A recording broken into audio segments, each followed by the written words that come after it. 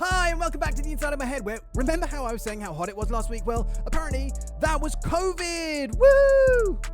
So it's been kind of a shitty week, but let's end it on a high by talking about episode 6 of Primal, called Vidarr, which sees us back in the timeline we want to be in, with the characters we want to be with. Don't ever leave me again, I don't want to... Naughty Gendy! Bad Gendy! Make sure you hit subscribe if you want more Primal stuff, a bit of Kaiju stuff, a few Transformers. It's kind of random. Just subscribe already. Please subscribe. So the first thing that I did here was Google Vidarr and punch it into Google Translate. And get this, in Old Norse mythology, it means wide ruler and is the name of a god associated with vengeance. There's a bunch of stuff about Odin and Fenrir and stuff, so go check that out. But it begs the question, will this ep see the introduction of this character from the trailer, who is, to be honest, who I've been waiting for? So the episode picks up after the Red Mist, and Mirror is patching up Spear and Fang when the Norseman attacks with his son. And the first thing to note is how this guy holds his own against Spear. Now, of course, Spear is still in a weakened state probably, and healing from using all his go juice in the Red Mist, but still, it's weird how this guy can just go toe to toe with him. After all, we saw how Spear was on another level, just cleaving through a whole village of warriors. So I guess there's one of a few things going on here. A, Spear is tired, like I just said. B, this village was just shit out of luck because their best warrior just happened to be out of town that day. Or C, this guy is so juiced on vengeful anger that he could just run through a brick wall and not even feel it. I don't know. It could also be all of the above. Now, of course, you're rooting for Spear and Fang here. Of course you are. Like, this is the Spear and Fang show. But you really are split in a way because you really feel for this guy, knowing why he's fighting. And especially when his son Eldar gets into trouble, you see that he's really worried that he's going to lose the last remnant of family that he has left. Anyway, when Fang flings his son over the side of the boat, the dad goes in after him, and that's the end of round 1. Spear, Fang, and Mirror, they get to the riverbank because their boat is damaged, what have you, and Fang starts acting all crazy, like she's picked up a scent, she starts sprinting off in this direction, then she heads back in this direction, and then she's like digging around and getting leaves and throwing them in a hole, and Spear finally realizes, this girl up the duffer. And I love Spear's reaction here, look at him, look how happy he is. Like this one-man genocide, can I say that word, actually? Probably not. This guy's a killing machine, but he's just got a heart of softy, good.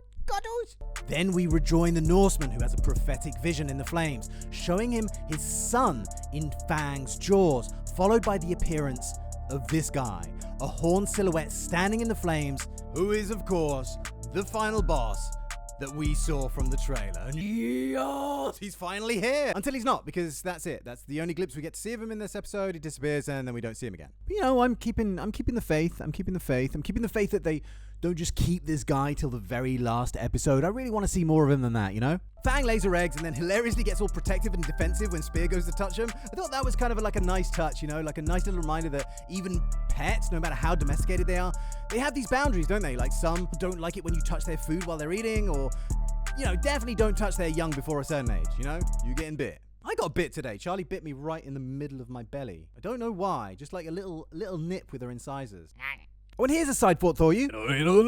Everything Fang has done since, what, episode 2? All those battles and stuff, all those arrows that got stuck in her, caught in a tripwire, like how many axes has she had thrown into her?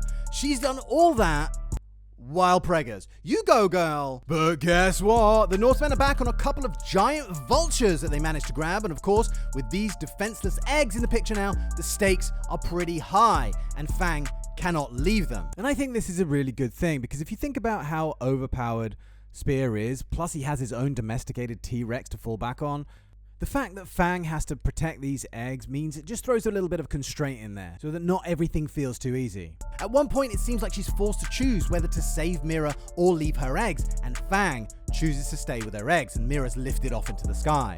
And I mean, that's fine by me. You know what I mean? I'd rather have 3 baby T-Rexes in the show than Mirror. I mean, if Mirror dies, it's only gonna make Spear that more savage and brutal in his quest for revenge or whatever. Because that's what we all want from the show, right? Is to see Spear going absolutely ballistic at hordes of, you know, primeval enemies, you know, dinosaurs or monkey men or whatever that may be. And just not sure what Mirror's bringing to this whole thing right now, you know? Would you miss her if she died in the next episode? Let me know in the comments. Then Eldar, the son, forces his vulture to drop Mirror from a great height, which is a pretty harsh way to go. Like, this guy's going really all out with his eye for an eye shit right here. But Mirror manages to cling on and bring the vulture down to a much less sphincter-tightening altitude. There's an awesome mid-air fight between Spear and the Norseman, and where Mirror lets go of the vulture she's on and free falls, managing to grab hold of the second vulture, and that was pretty epic. And the fight ends when the Norseman is knocked off his vulture, hitting every branch on the way down, but surviving even though he hit his head on a rock. Like, that's how much of a double hard bastard this guy is. Like, if anything in this situation, it's the rock that suffered here, trust me. Coming around only to see his son splat on a rock after being pretty effortlessly being booted off his vulture by Spear. Like, Spear did this without even sparing a second thought. Like, then he just lands and goes about his day, not realizing that he's just killed another one of this guy's kids. Not again. And right here, get in the comments and let me know who it is that you're rooting for in this situation. Is it just me that's got a little bit of like a split loyalty thing brewing here? I want our characters to win this, of course. I want them to have a happy ending. But every bad thing that happens to this character, I feel a little bit more for him, especially with the way that he just sort of lets go at the end and lets the river carry him away. Like, he's completely given up and just goes, "Ah, fuck it, do what you want with me." Like, look at this face. Look at this face and tell me that your heart isn't breaking. Because this is the face he pulls right after a flashback where he's reminded of his family, like his dead wife and his dead youngest son, in one of their last happy moments, probably. Anyway, the episode ends with our guys checking that the eggs are okay, yay, before it cuts to a really wide shot here, like as if something is looking down on them from afar. And it makes me think of that definition of Vidarr again, about how Wikipedia describes it as a wide ruler, as in an overall ruler, as in overall, like he rules over all the clans, but also maybe there's something supernatural about it and he's a god and he can see all, and we're actually seeing his point of view here.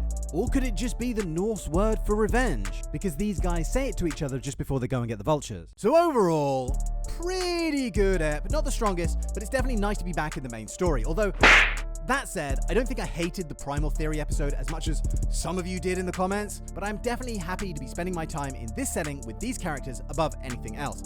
If I had to nitpick, I guess I was hoping for a little more from this ep in terms of story progression, in that I wished it got to the good stuff just a little bit quicker. I think that the stage that we're at in the season, we will start to see it kick up a bunch of gears now and start to gain momentum, but I was hoping to have this guy brought into play a bit quicker. That's the bottom line. Now, I don't know how long T-Rex eggs take to hatch, but I'm curious to know how long they're going to have to be in this position for, like in this encampment, because surely the longer they stay in one spot is the more vulnerable they're going to be. I guess if push comes to shove, they'll just pick them up and move them, even though with RIL animal babies, that's the last thing you're supposed to do. I do wonder if I'm alone in thinking that the Norseman is actually the most interesting character right now, and I think that now he has lost absolutely everything, that's only going to get more interesting. What's he going to do now? So definitely cannot wait for the next ep. Make sure you let me know what you thought of this episode. Let me know what you're thinking about this guy. I have a theory about this guy, about where it's all going for him, and I'm going to put together a video of my favorite Primal theories, hopefully for early next week. So make sure you let me know if you have any good theories about this show, and if it's a doozy, I'll throw it in the mix and I'll give you a shout out. Anyway, time for me to take my meds, so let me invite you to get out of my head, and I will see you very soon for the next one. Thank you very much for watching, and cheerio, bye! Fucking Corona.